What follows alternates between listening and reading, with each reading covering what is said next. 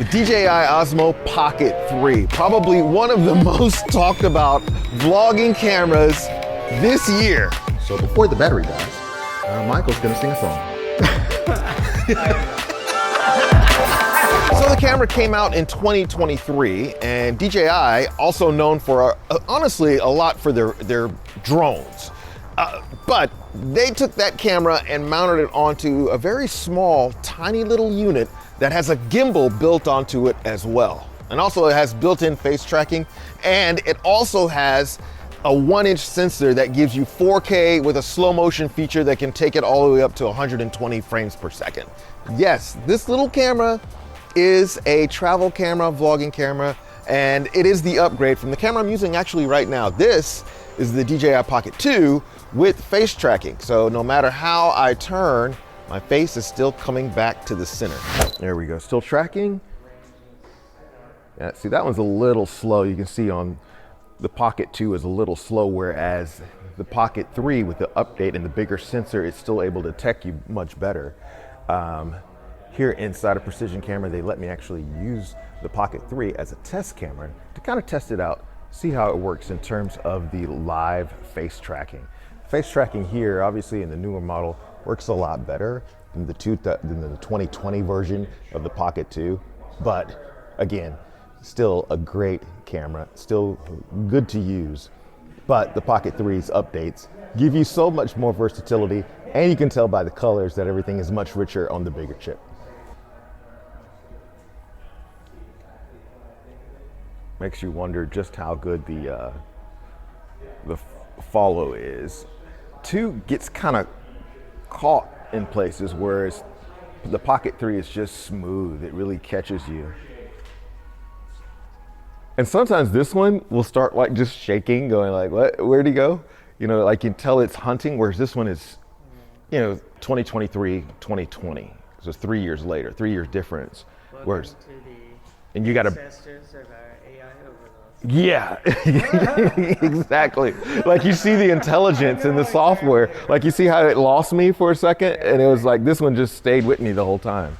The upgrade on the Pocket 3 has all those features plus a bigger lens. So the sensor's coming in at 1 inch as opposed to the smaller sensor that's built into the Pocket 2.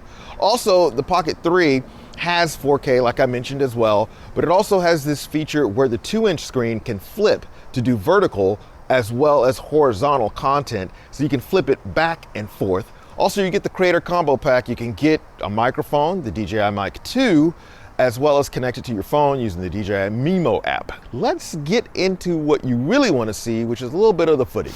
So I just wanted to point this out, especially since I just went through all the specs on this one, and Michael's over here, Precision Camera, come see him. He'll sell you the Pocket 3.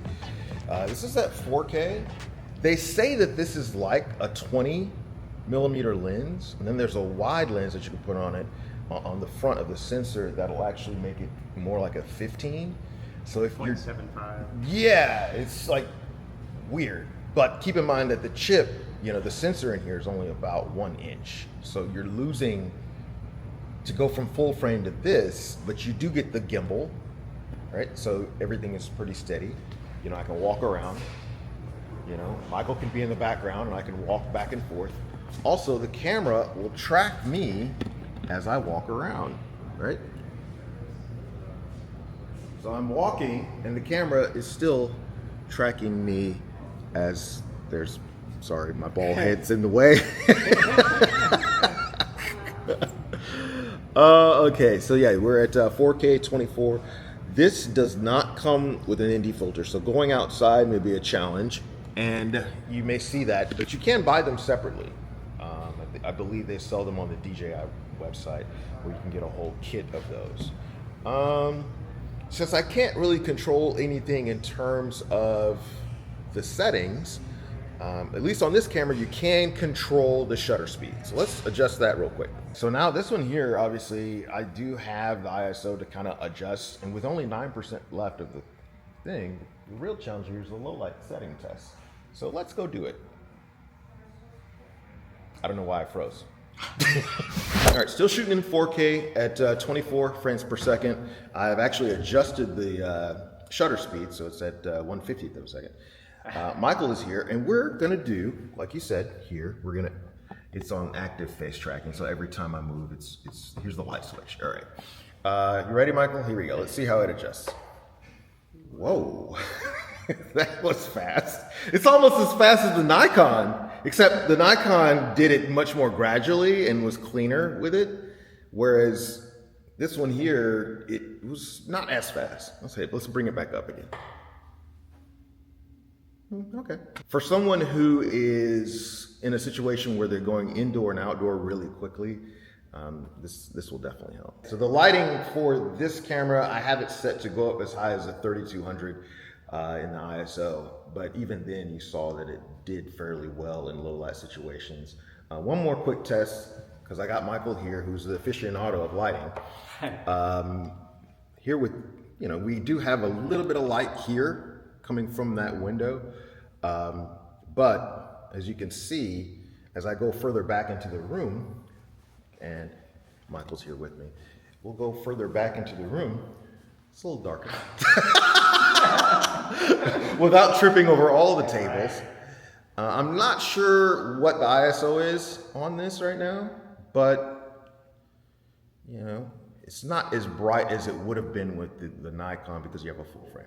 And here, since your sensor is only like an inch, you're still kind of dealing with light falling off. And when I put it in the computer, you'll be able to see it a little bit better.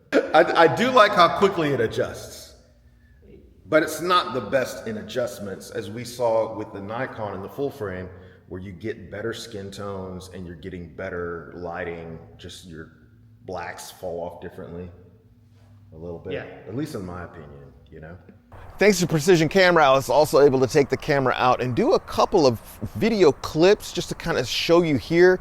Obviously it's on a gimbal, so everything is nice and smooth, going through the comic book store and then going through Precision Camera, through the camera store. There's all sorts of smooth stuff that goes along with having a gimbal that's built into the camera. And you don't have to worry so much about whether you're going to shake or anything like that, because that gimbal is locked on and doing a smooth job of smoothing out all the movements. Shout out to my friends over at Precision Camera. Obviously, it's the place where you want to go pick up your Pocket 3 as well as any other camera, because they carry them all, whether it's Lumix, Nikon, Sony, Canon, they have it all right there. Even a great used section that you can go buy, and also a rental section where you can go and rent. Guys, make sure you pick this up. The DJI Pocket 3 is a phenomenal vlogging camera, and hopefully that helped you out in deciding whether or not you wanted to pick it up or not. I dropped some links down in the below so that you can go and actually see where you can pick it up, where it's available, with the prices and everything.